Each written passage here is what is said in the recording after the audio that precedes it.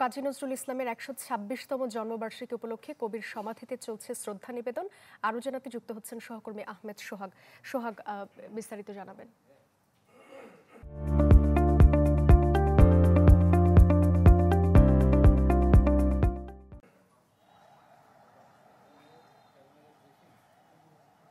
জি সাদিয়া, আমি এখন আছি কাজী নজরুল ইসলামের সমাধিস্থল ঢাকা বিশ্ববিদ্যালয় কেন্দ্রীয় মসজিদের পাশে। কাজী নজরুল ইসলামের সমাধিস্থলের সামনেই আছি।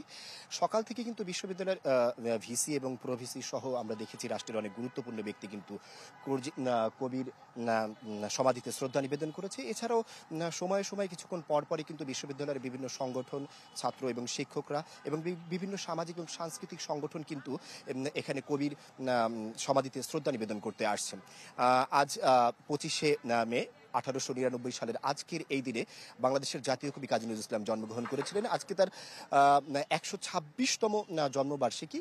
এই জন্মবার্ষিকীতে যারা অংশগ্রহণ করেছিলেন সবাই কবির জীবনে যে বিপ্লব এবং বিদ্রোহের যে একটি বিশাল দাবানল ছিল, সেই দাবানলকেই এখানে সবার মনের মধ্যে ধারণ করে সবাই এখানে এসেছেন।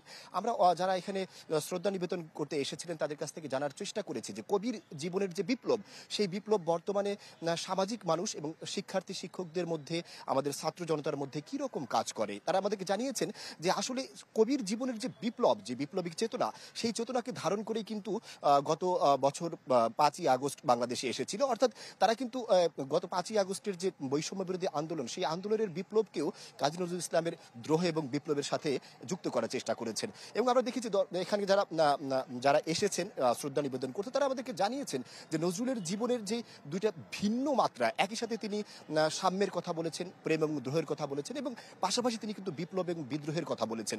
অর্থাৎ প্রকৃতপক্ষে তার জীবন ছিল একটি পূর্ণ জীবন ব্যবস্থা, যেখানে যার সাথে যেমন আচরণ প্রয়োজন, বিপ্লব এবং ভালোবাসা দুটোই তার জীবনে ছিল। অর্থাৎ সেই জীবনের প্রভাব এবং সেই জীবনের ভালোবাসাকে পরিস্ফুটন করতে। ধন্যবাদ সোহাগ। আমাদের সঙ্গে যুক্ত হয়েছিলেন সহকর্মী আহমেদ সোহাগ।